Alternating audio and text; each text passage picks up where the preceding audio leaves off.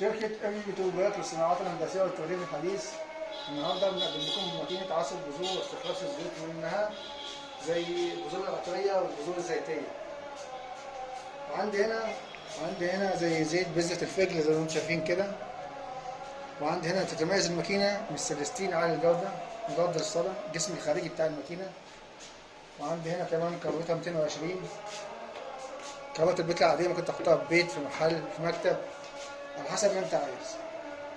تميز الماكينة انها قوتها في الاداء، وانها مثلا قوتها في الاداء وخفيفة الوزن، ممكن تحطها في اي حاجة انت عايزها. وعندي هنا فتحتين للماكينة، فتحة اللي هي لو الزور بعد ما اتعصرت منها، فتحتين للماكينة. وعندي هنا الفتحة اللي تحت الزيت اللي بينزل. وعندي هنا مصفى لتنقية الزيت، في مصفى لتنقية الزيت هنا. وعندي مصفى للعصر مكان ما بتخرج مكان من النار.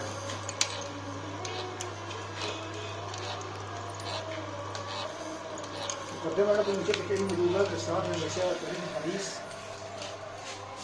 كان معكم محمد صلاح من شركة ام دوباك للصناعات الهندسية.